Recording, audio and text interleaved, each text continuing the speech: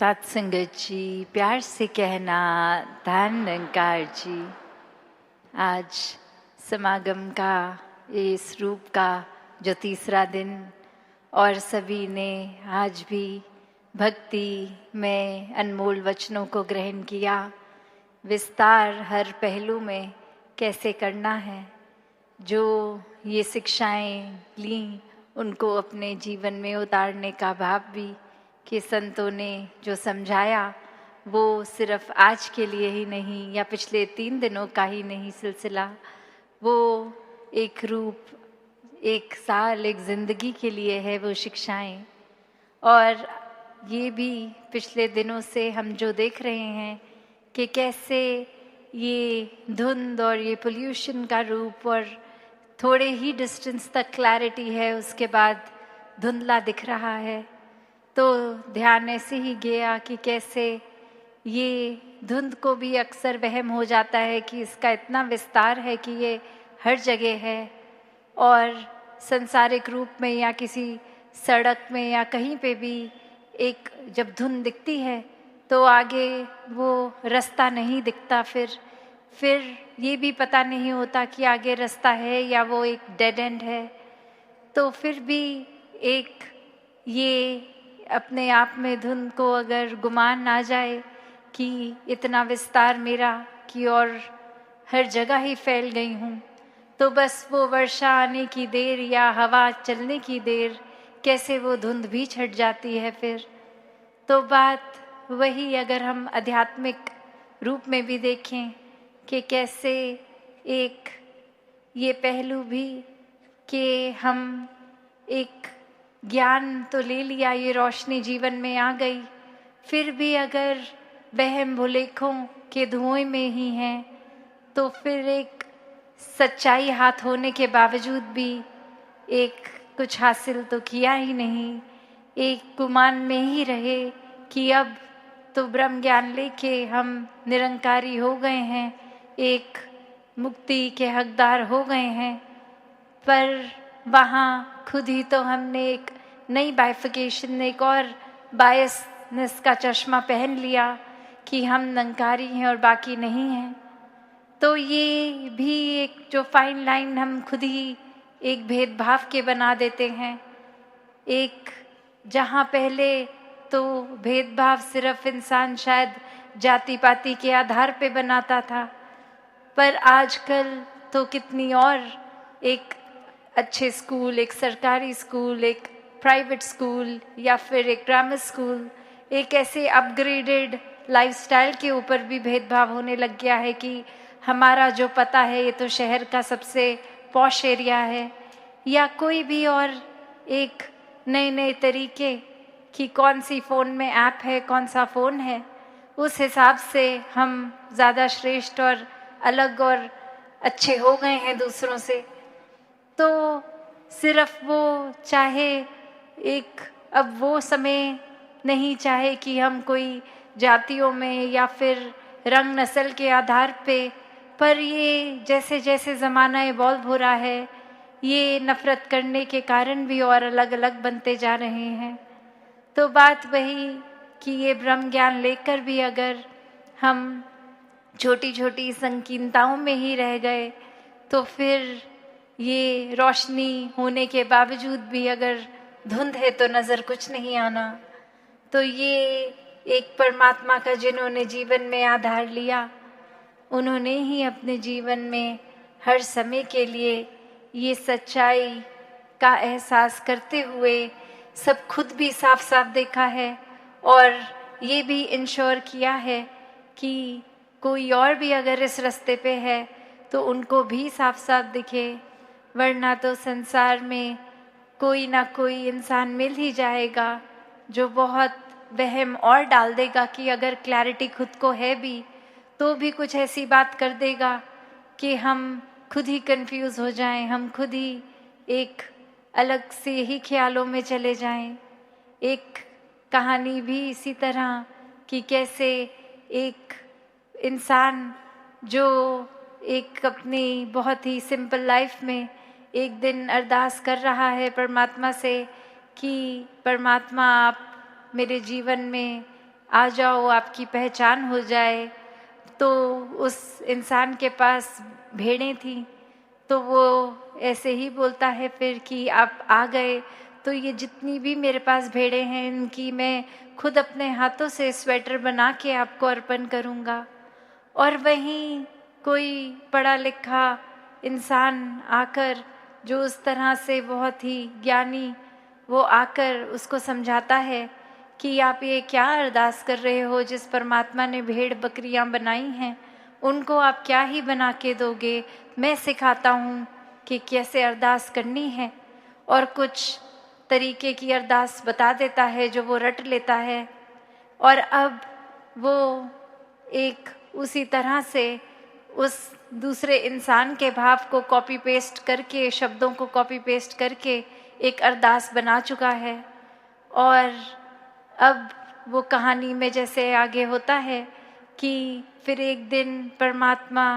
खुद ही उस इंसान को जिसने सिखाया होता है कि कैसे अरदास करनी है, बोलते हैं कि तूने मेरे एक प्यारे भोले भाव वाले इंसान को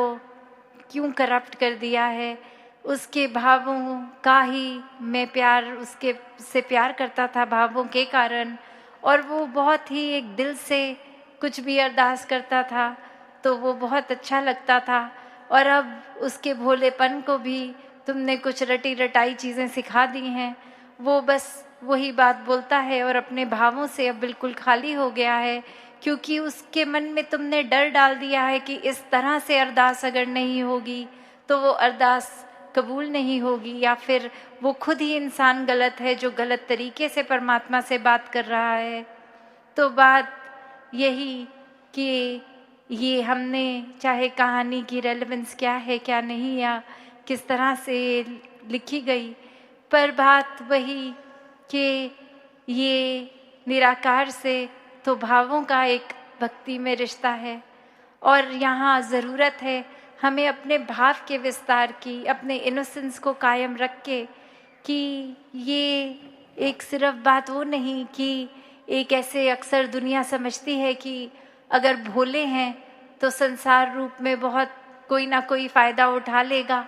एक हमें मिसयूज़ कर लेगा, या हमारा फ़ायदा उस तरह लेकर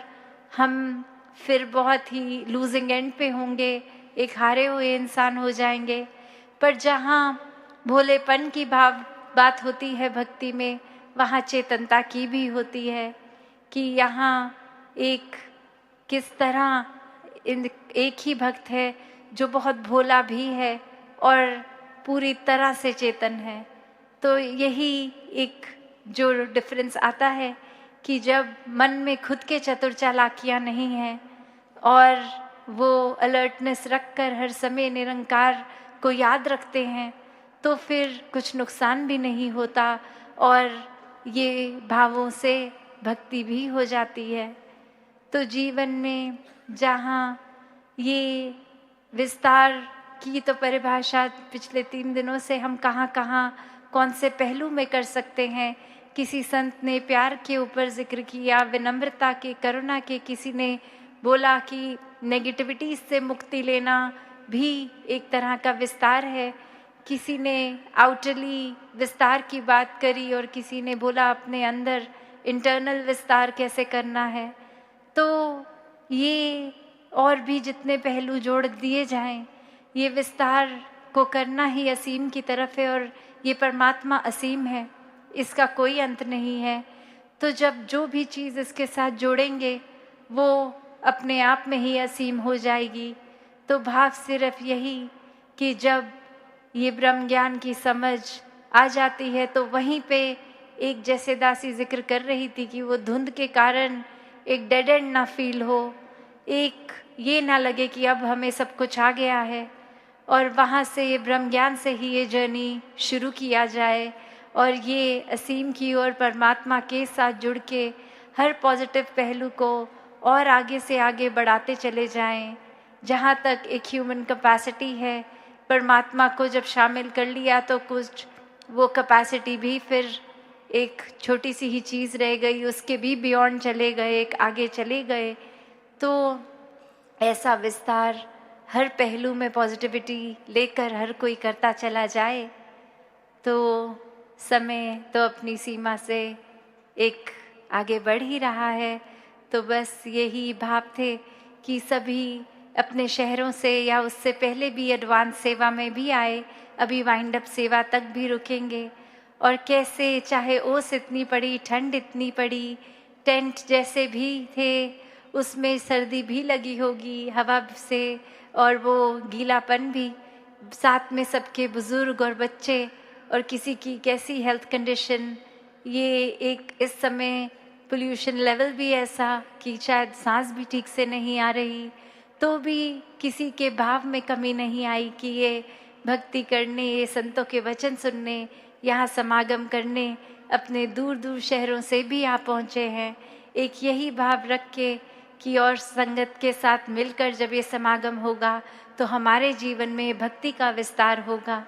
तो ऐसे ही भाव महान हैं। और ये भी देखा गया कि चाहे नमस्कार की लाइनों में ये अपने टेंट से जब सब आते हैं तो चाहे 3 दिन लग गए, किसी किसी को तो मौका भी नहीं लग पाया, या कोई लाइन में लग के भी कुछ 4 घंटे फिर भी एक अपने टेंट की ओर ही जाना पड़ा, क्योंकि अंदर जब तक आए संगत खत्म हो चुकी थी। तो फिर यही बात ऐसा सोच के दासी जब घर पे एक पारिवारिक रूप में जिक्र कर रही थी राजपिता जी के साथ कि ये लाइनें, ये कतारें तो शायद अगले साल अगर सोचते भी हैं बढ़ाने की तो भी ये अगर बढ़ जाए, एक और ऐड हो जाए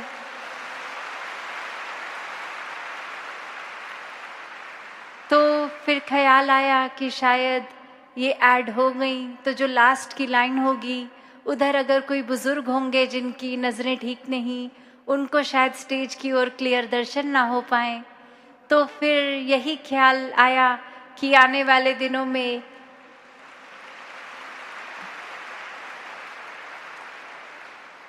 आने वाले समागमों में जल्द ही जैसे सबब बनता है तो समागम का एक दिन और बढ़ा दिया जाए।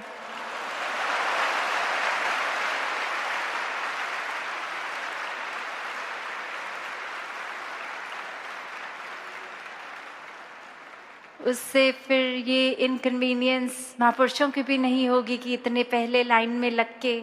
आना। सब अपने हिसाब से थोड़े थोड़ा समय लेकर जब जब मिले मौका अपने टेंटों से आराम से आके पंक्तियों में सत्संग पंडाल के अंदर भी आ सकेंगे। तो और भाव जो दासी के मन में थे वो कभी और रखते हुए इन्हीं शब्दों से आपसे आज्ञा लेगी। सत्संगत जी, धन निरंकार जी।